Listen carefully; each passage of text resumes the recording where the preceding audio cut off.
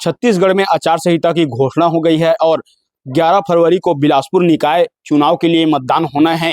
और आज हम बंधुआ पारा में मौजूद हैं और ये बिलासपुर का बंधुआ पारा है। कुछ महिलाओं से बातचीत करते हैं, महिलाओं का मुद्दा क्या है इसी पर बातचीत करेंगे। आज इस चुनाव में किन मुद्दों को लेकर महिलाएं जो है वो वोट करेंगी। क्या नाम है आपका? अनीता कश्यप, बंधुआ पारा से। किन मुद्दों को लेकर के महिलाओं का विशेष मुद्दा क्या है जिन्हें लेकर आप वोट करेंगी? क्या बदलाव चाहती हैं और क्या होना था जो नहीं हुआ है? महंगाई थोड़ी कम होनी चाहिए, तेल की कीमत बहुत आसमान छू रहे हैं और बाकी भी चीजें में, सब्जी भाजी में भी हम लोगों को घर चलाने में बहुत परेशानियों का सामना करना पड़ रहा है। उस पे मैं चाहूंगी कि महंगाई कुछ कम हो जाए। और इसके अलावा स्थानीय मुद्दा क्या है यहाँ का लोकल? किन मुद्दों को लेकर आप प्रत्याशी चुनेंगे और कैसे प्रत्याशी आप चुनना चाहते हैं? प्रत्याशी तो हम चुनना चाहेंगे कि कुछ पढ़ा लिखा हो और समस्या को समझे। और हमारे वार्ड में और शायद मेरे पूरे बिलासपुर में बिजली बिल की जो कीमत बढ़ी हुई जो बिल आ रहा है उस पर थोड़ा ध्यान दिया जाए, बिल थोड़ा कम आए। बहुत ज्यादा हो जा रहा है बिजली का बिल। अभी कितना आता है लमसम? पहले के मुकाबले कितना ज्यादा आता है? अब पहले 500-700 रुपया आता था, वो बढ़ के 1000 और 1200 रुपए आने लगा है। तो इस पर थोड़ा ध्यान दिया जाए। और पार्षद तो मैं अपने वार्ड का वही चुनना चाहूंगी जो पढ़ा लिखा हो, हमारी समस्याओं पर ध्यान दे, सुने हमारी बातों को। अभी मान लीजिए किस तरह की भी समस्या होती होगी जो बेसिक, जिन्हें आप अपने पार्षद को बोलेंगे कि ये हल कर दीजिए ये समस्या बोले? समस्या बेसिक में तो ये है हमारी समस्या कि रोड में कुछ सुधार किया जाए और कहीं पर बिजली खंभे की भी आवश्यकता है हमारे वार्ड में, इस पर ध्यान दिया जाए। देखिए, बेसिक समस्याएं तो बनी हुई हैं जिसे लेकर ये पढ़ा लिखा कैंडिडेट ही चाहते हैं। आपका क्या नाम है?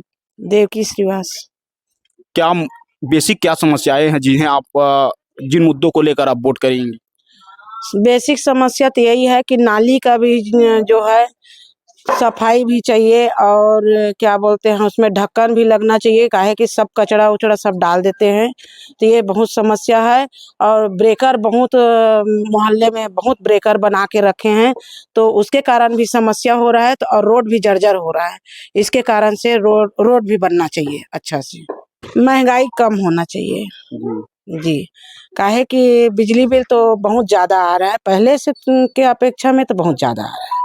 और अभी गैस सिलेंडर को देख लीजिए, गैस सिलेंडर भी इतना आसमान छू रहा है। अभी तो कुछ कम किए हैं, लेकिन ये 2 महीना 4 महीना के बाद जस के तस हो जाता है।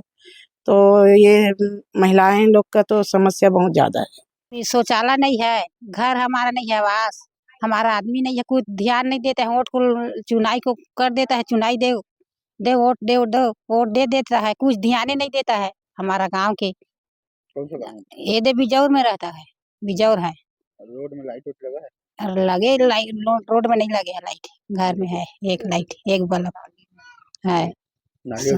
नाली ठीक से बने नहीं है, उधर बहुत यह कीचड़ है, रोड अच्छा से नहीं बने हैं, गाड़ी उड़ी पलट जाता है जहाँ नहाता है। तो नगर निगम, हाँ नगर निगम है। ये दे आप इस बार अब कैसे प्रत्याशी को आप जिताना चाहते हैं, वोट हाँ। देना चाहते हैं? अब बोल जिताएंगे भाई, अब जिताने भरने के लिए वोट दियो, वोट दियो, वोट देता कुछ ध्यान ही नहीं देता है।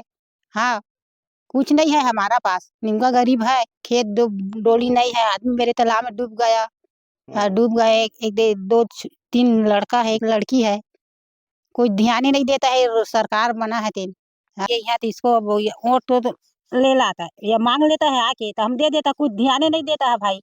हाँ, हम रहने वाला बिजौर में है, दे हमारा यह ना है गिरजा खरे। कौन ला बोर्ड दहाओ का था, बार कैसना प्रत्याशी दहाओ? हाँ, अपने अब जब कुछ बना है तो ले ला तो देबो है, कुछ बना है नहीं, नोट की जीतात भर ले चलो इसमें डालो, इसमें डालो, डाल देता है, पढ़े न लिखे अनपढ़ तो है और कुछ बनाता भी नहीं है हमारा। सब हाँ, समस्या के हमारा सब ध्यान करेंगे तब फिर हम वोट देंगे भाई। हमारे यहाँ जिस जगह पे हम रह रहे हैं वहाँ पे ना तो सड़क की अच्छी व्यवस्थाएं हैं, ना तो नालियों की अच्छी व्यवस्था है। यहाँ बिजली किसी भी प्रकार की सुविधाएं नहीं दी गई है। और जब टैक्स का टाइम होता है तो पूर्ण रूप से लिया जाता है और नोटिस नहीं सही टाइम पे ना देने पे नोटिस दे दिया जाता है। और ये नगर निगम वाले शायद पिछली बार हमको ऐड किया था, लेकिन किसी भी प्रकार की सुविधाएं नहीं देते हैं।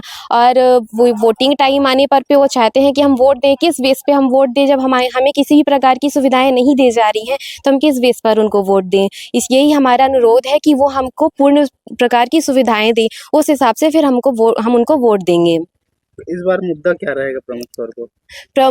मेन मुद्दा हमारा यही है कि हमें पूर्ण रूप से सुविधाएं दें और अच्छी हमारे यहाँ की सड़क बनवा दें, बिजली की सुविधाएं दें और नालियों की व्यवस्थाएं सही रूप से करवा दें, तो हम उन्हें वोट देने में किसी भी प्रकार का वो झिझक नहीं करें।